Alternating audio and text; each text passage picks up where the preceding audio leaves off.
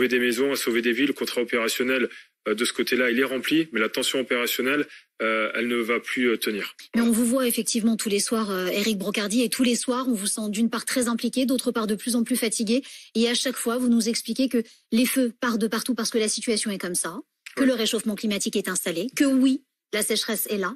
Mais vous n'avez pas les moyens de lutter. Je crois que maintenant, ça suffit de regarder qu'une seule facette, en fait, et qu'au travers d'un mois et demi d'activité opérationnelle assez intense, la vie, c'est pareil pour tout le monde. Elle part du 1er janvier au 31 décembre et c'est dans des cycles discontinus en ce qui concerne les crises naturelles telles qu'on les connaît aujourd'hui.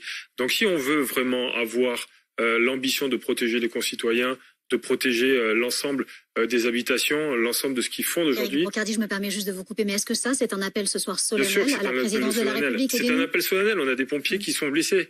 On a des véhicules qui ne fonctionnent plus. Ça suffit maintenant de dire que les sapeurs-pompiers, c'est comme toute autre, on va dire, simple marque ou institution classique, et qu'on n'est plus prioritaire sur des chaînes de production des véhicules. Ce n'est plus des choses que l'on peut entendre.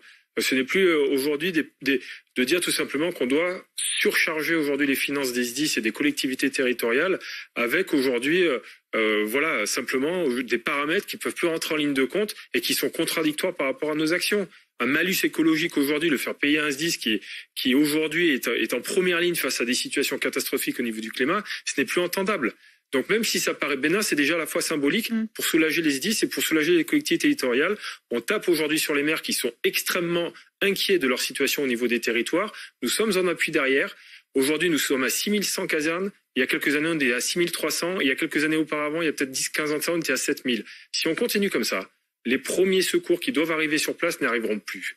Donc, où on préserve ce que l'on a, c'est un capital d'engagement crucial, important, une pépite en ce qui concerne, on va dire, le maintien de la solidarité territoriale, où on attend que ça s'érode, et puis du jour au lendemain, on dira, on n'aura plus personne pour se retourner, et puis quand on appellera les secours, au lieu d'attendre aujourd'hui, on va dire 15 minutes en moyenne, ce qui est énorme, entre la prise d'appel et l'arrivée des secours, on attendra 30, 35, 40 minutes.